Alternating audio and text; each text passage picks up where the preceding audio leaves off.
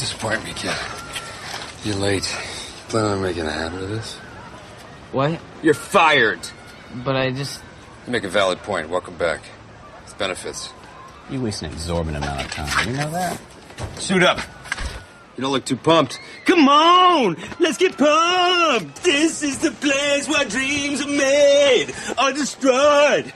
Depends on how you feel about working at a water park.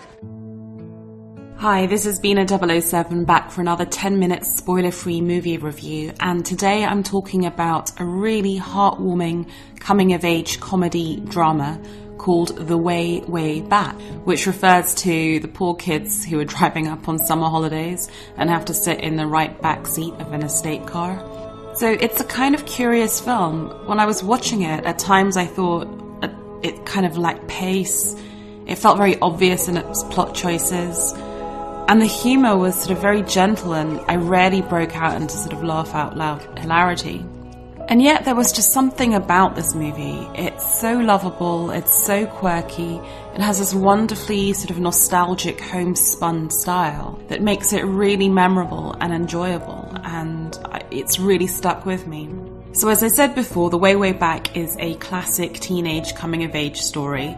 It's set in what's meant to be a contemporary East Coast holiday resort full of sort of second homes for affluent families who go up for the summer.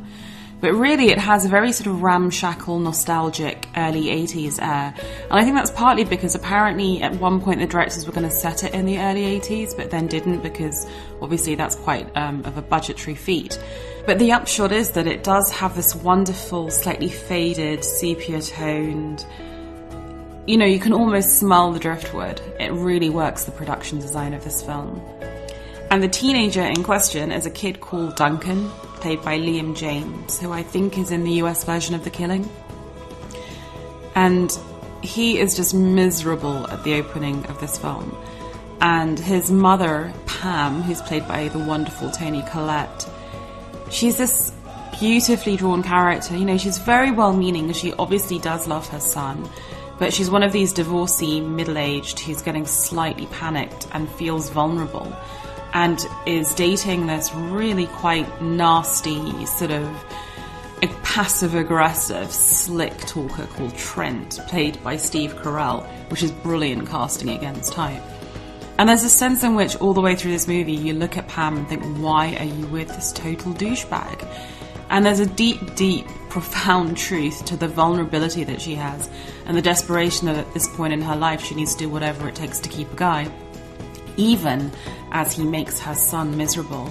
And there's this awful scene over the opening credit sequence where he basically just badgers Duncan and tells him that he's worthless and pointless and has no direction in life. And it's just excruciating to watch.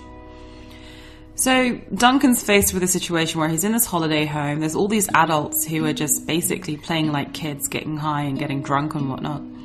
And he escapes to this really old school, anarchic water park called Water Whiz, which really does look like it hasn't been renovated since 1973. And he kind of creates this new family at the water park. I mean, it's this sort of lovable gang of rogues, presided over by this youthful kind of cool boss called Owen, played by Sam Rockwell.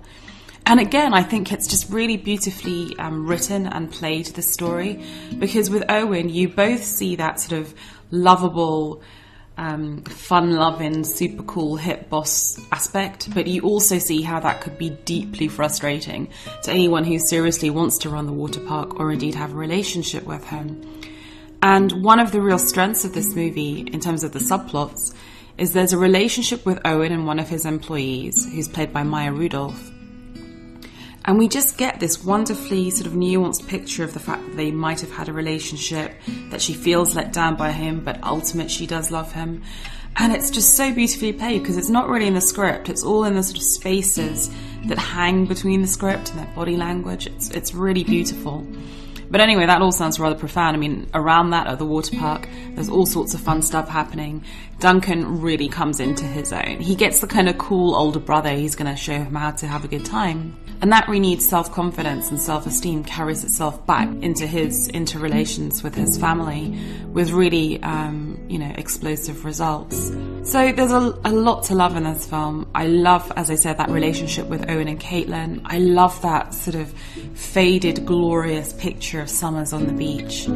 And, I really love seeing Steve Carell playing a properly nasty character. Not that half nasty, half sympathetic character that he plays in The Office, but someone really genuinely quite evil. And, while there is enough proper humour in this film, there's just enough dark backing to the mirror to keep the film sharp.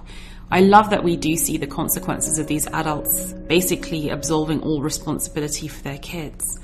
And as I said before, there's real truth to the desperation and vulnerability of the divorced women in this movie, and it's played for laughs by a deliciously blousy drunk Allison Janney. And then, of course, dramatically, we see that same story played out in the Toni Colette character. And I think there's something really beautifully observed and beautifully acted in that. So for all the sort of predictability of the setup of this coming-of-age drama, I think that the directors Nat Faxon and Jim Rash, who, by the way, I think directed The Descendants, I think they do a really good job in pulling this movie together, and I really thoroughly enjoyed it. But if you agree or disagree with my take, please feel free to leave a comment on the blog at B007.com.